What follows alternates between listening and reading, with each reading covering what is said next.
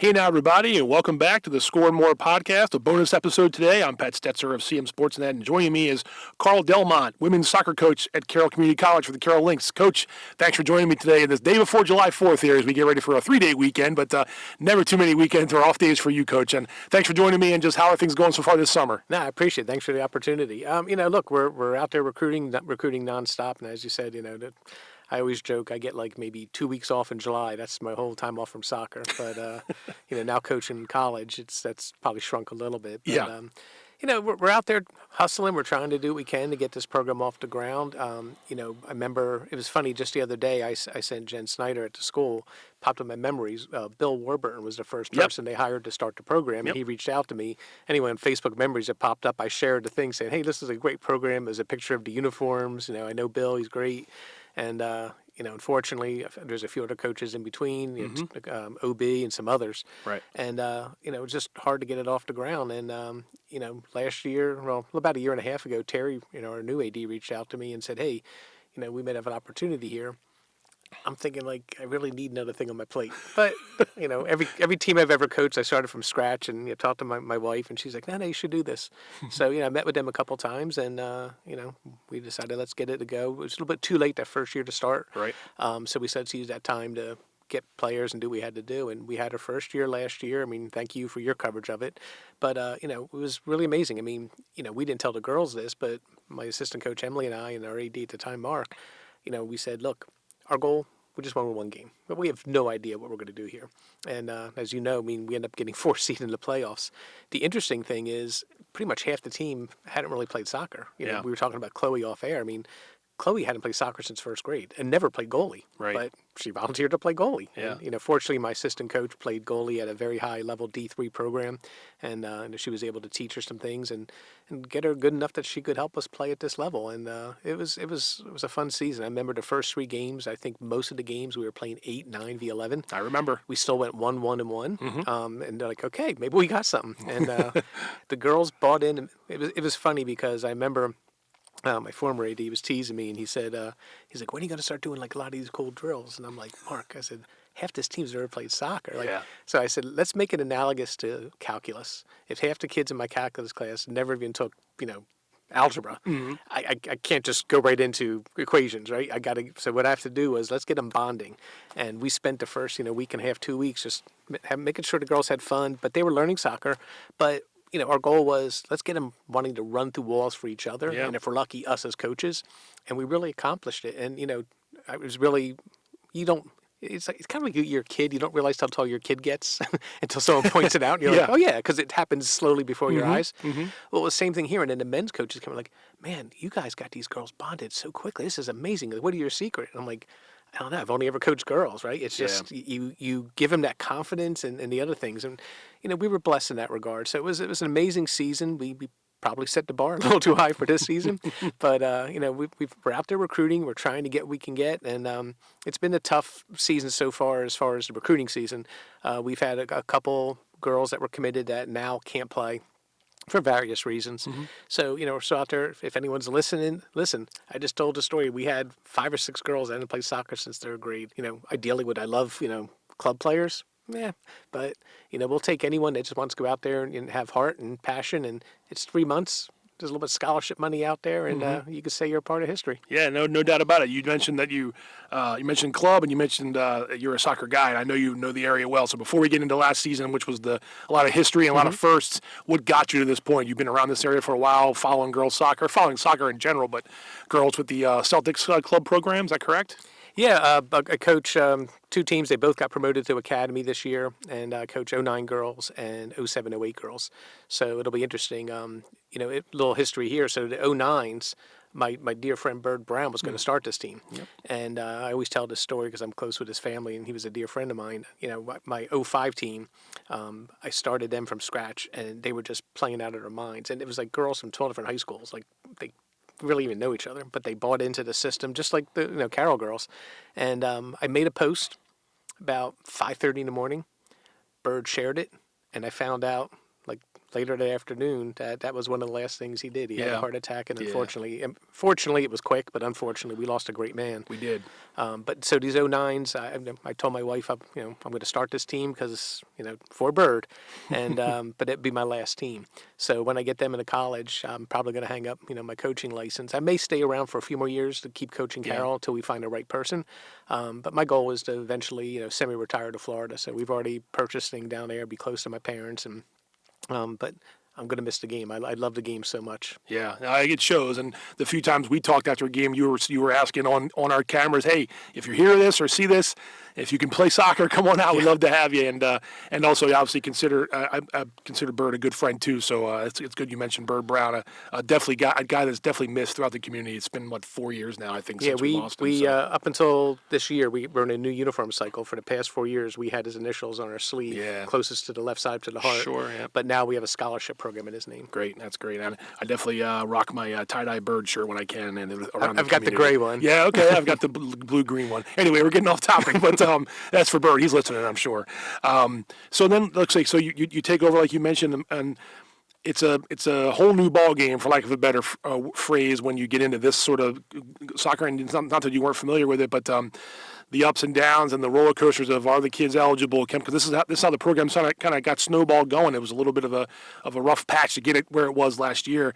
How fulfilling was it to then be on the field? You mentioned that 1-1-1. I think you were 4 or 5 players down, or 4 players down. There were hydration breaks in August when it was so hot, and you get a win out of it in a tie that I think if we go back and watch, you probably left a few goals on the table in that game. Yeah, I mean that was Potomac State.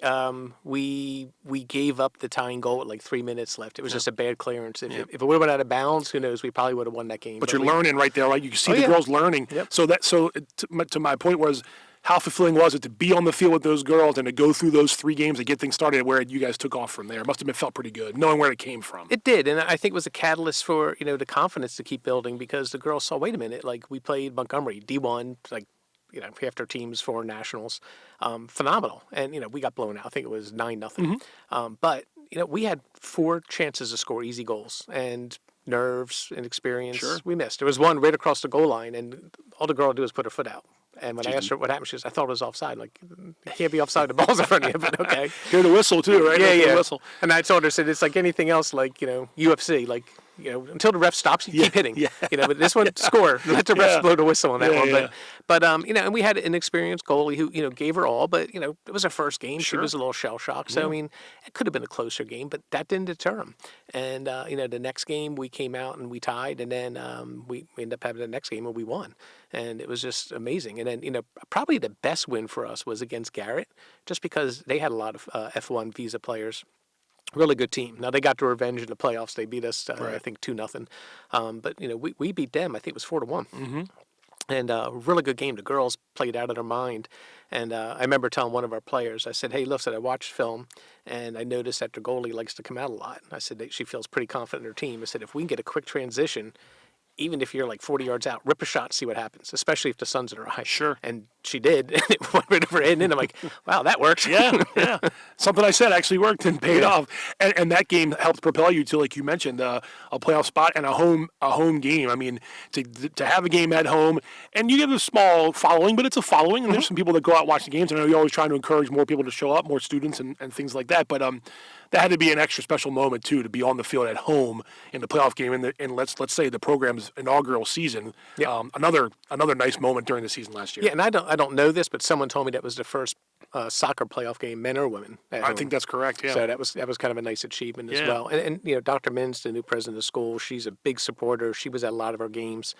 She even held a luncheon for the teams, the men's and women's team, just as a show of appreciation and respect. It was really, really nice. And I think, those are the things that is important. The other thing is they're breaking ground in October. We're getting a turf field, a stadium, all those things, which I think will be great. But, sometimes I think the whole Field of Dreams mantra, build it, they will come. I'm not sure how accurate that is, because it's a lot of work trying to get these people to come. I was talking to Terry, the AD, and I believe, she can correct me, but I think there's only 100 and maybe 10 girls that are actually 12 plus credit hours, which means you're eligible. Okay. It's not really big. It's a pretty shallow recruiting pool. Right. And then if you go out of county, the tuition goes up dramatically. So we have some scholarship money, but not enough to offset, if I just went out and found, now Catonsville is getting a program, so the girls in Owings Mills, cheaper to go there than to come to us. Sure. So it's tough, but I think part of it too is, Carroll County, we're a small county. One of the great programs that Carroll County offers is our kids can get their AA with dual enrollment for free. Right. So now you have a lot of girls who are graduating, and guys, but I'll speak from the women's side. They're graduating literally 2 weeks before high school at Carroll, getting their AA. Then 2 weeks later, going and getting their high school diploma. Yeah. And a lot of them are like, I want to go out. I want to go somewhere else. I don't want to stay in county. Right. So and it's kind of a hard sell when you're like, all right, you already have your AA. Why'd you want to come here? Yeah. But the ones that don't take it, community college is amazing. You can go there, get your, AA, get all your generals out of the way, some other courses, and then you transfer to a 4-year. And here's what I tell everyone. Like, let's say you go to Carroll for 2 years, and then you transfer to Towson. Right. When you graduate Towson, there's no asterisk on a diploma that states, oh, you only here 2 years. It says you are a Towson University grad. Right. Here's the difference, though, that no one sees. I mean, they see your diploma, but what they don't see is the girl who went there 4 years probably has some student loan debt. You have far less, if any, because you knocked everything out. Sure. And look, we're ranked number one academically as a JUCO in Maryland. I believe we're still top 10 in the country, and it's super affordable. So, I mean, I think it's an amazing way to do it, and I think that more people now with the economy are starting to look at this and say, you know what, maybe there's no stigma here to go into community college. I mean, I know a girl who was my former neighbor. She went to Carroll. I think she was like 5th in her class in high school. Took a bunch of courses, then going to Maryland, got an engineering degree, and she started interning at an engineering school. They end up paying for part of her college, hired her right afterwards. Yeah. I mean, there's a lot of benefits in graduating with very little debt. A lot of pluses for sure, no doubt. Back to the soccer. I mean, obviously there were some Carroll County girls that played high school soccer in Carroll County. What was it like coaching a player with the talent of a Haley Greenway? I know it was a journey to get her there, and she had some nursing things she wanted to do. And I was able to kind of cover her when I was at the newspaper and to see her career. And she got to play some D1 soccer, and she comes down to here, and obviously is the catalyst on offense. And there are other players that obviously shine too, but it was a treat, I would think, to have a Haley Greenway type of player on your team. Yeah, I've known Haley a while. She's guest played for me on club. Actually, the year before, she guest played for me at club. And, just a fantastic player. Just great soccer IQ, great instincts. And that's one of the, little digress for a second. That's one of the great things about soccer. I mean, there's so many things I love about it, but, you look at a Haley, you look at a Lionel Messi, you look at these other players who are not the tallest, but they're still skillful. And there's very few games or sports you can see people who maybe have a height disadvantage that can still excel. Yeah. But her soccer IQ, her footwork, everything was amazing. In fact, her younger brother is going to start for the men's team. So I saw him at the ID clinic and everything else. So that should be good. But yeah, Haley, coaching someone like her, it's pretty amazing. And we actually utilize her as a coach at times. Like, hey, Hale, what do you think we should be doing out here? And she would talk to the girls, and there was a lot of respect. In fact, she was named one of the captains, and we let the girls pick the captain. So I think that was a foregone conclusion, but it was still pretty cool that they did it, and they did listen to her. Yeah, yeah, and that's got to only help those kids that maybe, like you said, there was some that you were teaching the game on the fly a little bit in certain positions in certain areas. Having a teammate like a Haley and other girls on the team too, some of the veterans. I know it was only 1 year for Haley, and she's often from now, but made the team stronger than it was August 1st than it was in October. So that's obviously the part of the name of the game. Yeah, I mean, if you have someone, generational talent like that, you can build around a little bit. The flip side is all the other schools are watching film, and now they're double, triple teaming her. Sure. So that's what he told the other girls, okay, now Haley's a decoy. We're going to drop the ball to her. You guys going to have to make a third-man run or do these other things to get open. We'll get you the ball, and you should be by yourself 1v1. And even if it didn't work, it started making him not double, triple team Haley anymore because, wait a minute, you just found our Achilles heel. Yeah, but if you have one or two moments where it cashes in, pays off, then the other team has to readjust. So I'm guessing, and I think I know you look at last season as a pretty big success in terms of what you had and what you dealt with all year. How excited are you to get into this year? I know the numbers are a little lower than you want it to be, but we were talking just before we came on air. But what are we going to see out of the Lynx? And you're hoping when we put the balls on the field in a few weeks' time. August 1st is first day practice. August 1st preseason starts. We recruited a really good player, Natalie Sapucha, a Man Valley girl. She's got height, she's got skill. She definitely could play. I would say strong D3. Okay. But same thing, wanted to come Carroll, get her degree, save some money, and then transfer in. The beauty of my connections with college coaches is that, for those girls who maybe you weren't getting as much playing time or maybe developed a little late technically in soccer, you can play with us and I can still get you into a 4-year school. Yep. Right? And a lot of times, look at the transfer portal this past year, it blew up. I mean, I know so many D3 schools now that typically they stop recruiting for the 26s for this year, maybe December. Okay. Now some are already full. Yeah. Because the transfer, like all the new rules and everything else. And Right. the other cool thing is in December they passed a rule. So now JUCO doesn't count against NCAA. Okay. So theoretically, you could play 2 years with us and then 4 years at an NCAA. And some people are like, well, I don't want to play 6 years. I'm like, well, how many people do you know are now getting masters? I know people going to speech pathology or other things. And, it's another 22, 27 months. If soccer can help pay for part of that, might be an option. Yeah, no doubt. What were some of the other bright spots that you saw? You talked about getting ready for this year, but in that first season, I mean, there were some ups and downs, and nobody wants to be on the field losing 9-10 nothing. That's universal, right? Yeah. Nobody wants to do that, but you had to do a couple of those to kind of get to the good moments. And any other of the girls on the team last year that were positive, not I don't even say surprises, but just did what you asked them to do and came out a better player at the end of the day. Yeah, I mean, Tallulah Costanza, one of our defenders, I've known her a long time. Another Man Valley grad, correct? Yes, Yep. exactly. Okay. She years ago I was helping coach a team that she was on, so I knew she was good. But then she stopped playing club, and then I watched her play high school, and talked to her for a while, and then she finally committed. Olivia from FSK, she turned into another phenomenal defender. Tallulah, I believe, got all conference. Okay. I was hoping Olivia would have. I was campaigning hard for that. Obviously, Haley got it. Right.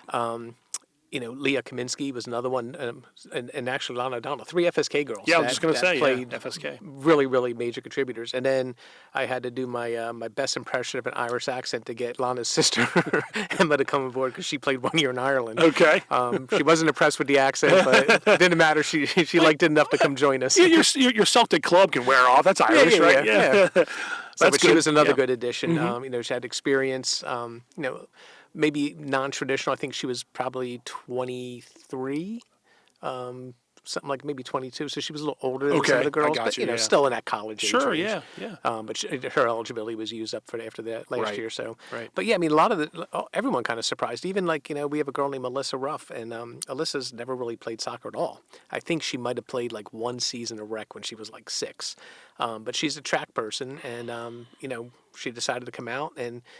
She understood she was behind technically, but she would go out there and give minutes, play hard, and much to our happiness, she decided to come back this year. And what I'm doing this year is I'm doing a thing called accountability teams. Okay. So I picked 4 players to be leaders, and then put players underneath them. And now what we want is those leaders to keep their team, hey, making sure you're doing your grades, making sure that you're showing up to training, making sure if you are injured, you're telling coach, because a lot of times they won't tell us right away. Right. They may tell each other like, course. oh, this hurts. Yeah, of course. So our feeling is if we do that, that might actually even further accentuate, the bonding and the chemistry and the culture that we have. Yeah. So we're really excited about that. And I made Alyssa one of the leaders just because it's not about, are you the best soccer player? Do you have the passion? Do you have the responsibility, the maturity? And these are things that when these girls do move on to a 4-year school, that's something that, if I write a testimonial and everything else, it's going to, I feel, make them stand out more than the traditional applicant. Right. Like Chloe we talked about, she's now at SCAD. Chloe Herpel, yeah. Yeah, so I wrote a reference for her. There's... You build that bond and that trust, and it's really, really cool to watch these kids who come in wide-eyed and not really understanding what they want to do, and then all of a sudden something clicks because I want to do this, and then just watching them excel. And I think sports is just a great component of that. while you're coaching the Lynx and doing your best, and you obviously have your club teams too, you're keeping an eye on the Carroll County Public Schools soccer. And a good fall last year. Liberty won a state championship. Century won the county championship. There's a lot of great competitive games. Where do you see? You're spending most of your time with the Lynx. I understand that, but where do you see the Athletic League, Carroll County Athletic League soccer getting better as we're going along here? Some competitive games. You mentioned FSK. I mean, they're a program that maybe struggles in the county, but when you bring a couple of those athletes onto the field, you can actually see that it's not just it's really bad up there. There's good players up there, even though the team might not be posting wins. All that to say, where do you see the county as a whole, and how pleased are you with the quality of soccer in the county? Yeah, I mean, I think the games have gotten much better since my kids played, and I think the detriment to us is that we don't have turf fields. Right. So we play Howard schools, we play Frederick schools, we play Hartford schools, even some Baltimore County schools. Different game. Ball's faster. They're used to it. Yeah. The advantage maybe Carroll has is that when then you play on our curved football fields. Like I told my daughter when she was coaching at Man Valley, like here's what I want you to do when you're training your team, make the sidelines about 10 yards closer, like cheat. And she's like, what do you mean? I said, because if your girls know that they have that little cushion. That's where the crown is. Yeah, they're going to be fine, but your opponents are going to. They hopefully are taught to play wide. Mm-hmm. The ball's going out of bounds all the time. Yep. I said, and then work on your execution on your throw-ins, everything else, and it helped. She actually just stepped down. Okay. After several years, but I think they don't count JV, but I think she was like 1 loss and 3 ties. I mean, she did a pretty good job. Yeah, great. Most of her girls moved up to varsity, but I think one of the biggest things in my mind hurting. Forgetting the turf, hurting Carroll County is now all this new rule with the ADs. Like, there's been an exodus of big really change. good ADs. Yeah, big changes coming. So I don't know how that's going to impact things because you have a teacher. Yeah. Who, I mean, they still have to grade papers and do everything, and then you got to be AD, so you're at field till 8, 9 o'clock at night. Yep. That's a lot. It's a big going to ask. be. We're going to see what happens there starting in the fall. You're right about that. But going back to that, you got. For the Hannah DeVincents and the Pencheks and the soccer players that we've seen, South Carroll has quality players there. Ella Boyce, I was thinking of a couple names just popped into my head. You mentioned the girls from FSK, so that's that quality player, that style of player playing in the county has a chance to then come play for the Lynx, and that's what you're trying to do. How heavy do you try to get involved and go watch as many games as you can while also still spending your time with the Celtic I watched teams? a lot of games. Yeah. Either live or on film. Yeah, mostly live. Obviously I know a ton of the refs. I know most of the coaches. I knew a lot of the ADs. But it's tough because you can watch the game and you can kind of get an idea, and then I can have a list of where they're going and match it up. Have they registered at Carroll? Are they taking courses there now? Yeah. But a lot of times kids are saying, no, you know what, I'm going to go to Carroll. And then out of the blue, they get an offer. Of course. And then they take that. Of course. Yeah. So I don't have that data. So it's kind of hard to, I know Brian over at Westminster was pretty generous about letting me talk to the girls at times. Tim Novotny down at South Carroll was the same. Ed was always great. His oldest played for Celtic. She's moving on to South Carolina Aiken, yeah. And Ed's retiring. So, it's going to be Liz Paget moved on, Hanover. Up to PA, yep. So, most of my contacts are gone now, so I'm kind of starting from scratch. But I'm hoping at least the title of Carroll coach may get me in the door. You'll have Jim Regal at Westminster. He's a soccer guy, so you'll definitely have a soccer connection there. He's moving into the AD spot. Okay. He was the boys coach for the last couple of years, and they were county champions not too long ago too. Okay. So, but yeah, just you mentioned about Carroll County soccer, and most of the kids from the Lynx, most of the young women from the Lynx are from this area, but not everybody. They can come from outside of the area as well. How far do you try to put the feelers out? And you're supporting the flag, obviously, when you go out there and support and bring in all you can, show the Lynx. Do you get as far out as neighboring counties and even out of the metro area, or? Yeah, I mean, I've got a girl from I want to say Charles County. Okay. We were talking to one from Montgomery County, but she ended up getting an offer D3. Sadly, it was at my ID camp, and I invited our college coaches. And you shouldn't have done that. I know. I wanted to get all the girls exposure. I know. Yeah, and ended up, come back and bite me. But yeah. It is what it is. Good, yeah, right. Kudos to her. I've got several from Baltimore County. Okay, so it goes out. It goes out past Carroll. Yeah. And we do have, I think we still got to check with Terry, but I do believe we still have some reciprocity with some small areas of Pennsylvania, like Littlestown, things like that. Not exactly, actually, my 09 goalie's from there, but not exactly a soccer hotbed. It's such a small town. Right. And I from what they're doing now in PA, they're getting rid of a lot of the Penn State branches, including York and I some didn't other know ones. that. Oh yeah, Okay, yeah. They're yeah. I Closing think, them down. I think Penn State, York, the facilities for sale. Oh, wow. Mount Alto is another one. There's like 5 or 6. Okay, yeah. So I'm kind of hoping that either maybe Carroll will say, let's open up the reciprocity to more areas, or maybe some of those kids might say, hey, I'll come into this. But, I had a friend who was a coach at Penn State Harrisburg, and he told me it was tough because even though he was, quote, a 4-year school, 90% of the kids were just going there for 2 years because if you have a C average, you're automatically guaranteed to get into the state college. Right. And now I can empathize with what is going on there because it's the same thing. Like 4-year school, you're recruiting and you're hoping you're getting the kid for 4 years. Mm-hmm. I got to recruit every year because some kids only come to Carroll for a year. Sure. Some come for 2. And then you're going against, like I said, the kids who already have their degree because they earned it through high school. So Some come for a half. yeah, We don't want too many of those, but some come for a half. Well, but again, that's just sort of the rigors of trying to be the community college coach. And really last thing, and I'll let you go. It gets a little warm in here too, so I apologize for the lack of airflow. But you're obviously soccer first, but you're Carroll. If you're soccer 1A, or if you're soccer 1, you're Carroll 1A, represent the Lynx. How excited are you for where things are going? You mentioned the breaking the ground here soon in October for the field, and the stadium plans are in place. And Terry Leatherwood, we had her on a few weeks ago here on the podcast, excited about the addition of some more things down the road. And volleyball made some strides last year. Oh, yeah. And golf and cross country and track had their moments. And how excited are you for where Carroll Lynx athletics are right now going forward?